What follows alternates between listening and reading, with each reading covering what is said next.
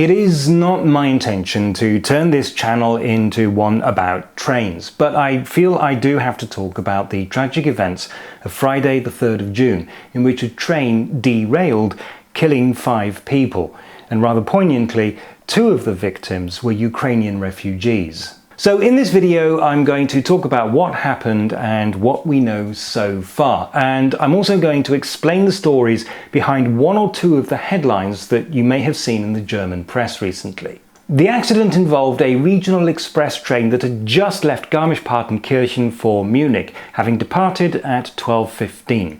It derailed at Burgrhein, a village in the municipality of Garmisch-Partenkirchen, and some of the coaches slid down an embankment towards an important road junction. The timing was particularly unfortunate. Schools in Germany usually start very early in the morning and lessons end around noon or the early afternoon. And also, this was the last school day before a 2-week break.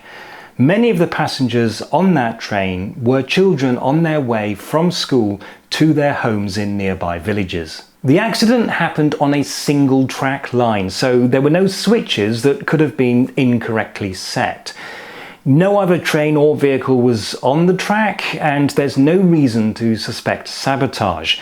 And according to some reports that I've read, the train had not exceeded the speed limit, which on that section of the line was 100 kilometers an hour. It is expected to be weeks, if not months, before we know exactly what happened. But just by looking at photographs of the aftermath, we can make an educated guess about at least some of the details.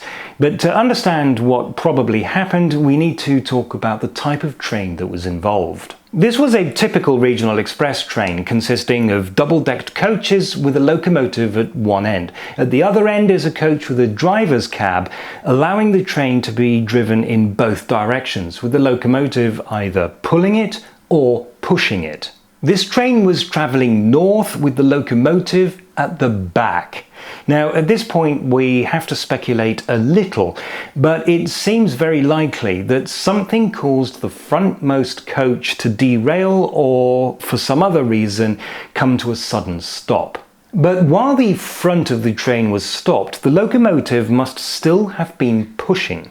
And because at this point the track curves to the left, this resulted in the middle coaches being pushed to the right. For the emergency services, the fact that the accident happened right next to a major road did at least mean that they had easy access to the site. 4 women were found dead, and later the body of a male teenager was also discovered. More than 40 people were injured, of whom 15 required hospital treatment and 1 is in a critical condition. However, this is a sparsely populated and mountainous area, so there aren't very many roads or railways. Both this road and this railway remain closed for now, and drivers heading for Austria are being redirected via Füssen.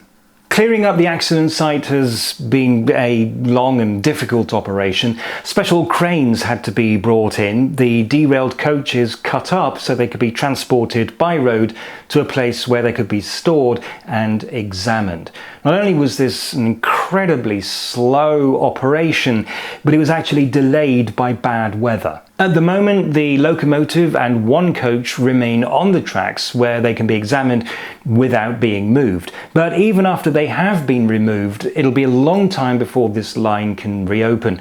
The track and the overhead power line were very badly damaged and need extensive repairs. This basically covers most of what we know, but there are some details that have generated headlines, and I think it would be a good idea to take a brief look at them. The big one is the news that 3 people are being investigated for negligent homicide. Now, this does make it sound as if the authorities have found the people responsible and want to prosecute them, but in fact, this is a routine procedure that tells us basically nothing. The investigation is being carried out by a special task force that includes dozens of police detectives under the direction of the public prosecutor. They're going to need to look at the actions of the driver, the train dispatcher, and the local infrastructure manager. To do this, they basically open a criminal investigation. And this doesn't imply guilt or even suspicion. It's quite normal after any railway accident, and it just means that investigators are gathering evidence about what role, if any, these people had in what happened. In other words, they're not saying that these people did something wrong. They're looking to see if any of them did anything wrong. Another headline-grabbing story is that there was maintenance work due to begin in the near future on that line. Does this mean that the track was in a poor state of repair and for that reason the train derailed? Well, possibly, but this is a question that investigators will have to answer. Now, it seems to me that most of the maintenance work was going to be simple track realignment. Over time, tracks and sleepers may move slightly, causing the track to become uneven. And from time to time, this needs to be corrected before it becomes dangerous. So it is possible that the track was misaligned so much that this actually caused the derailment. And I would imagine that this is one of the things that the investigators will be looking into. And in fact, there are reports that say investigators were taking very careful measurements of the tracks. But it's not inevitable.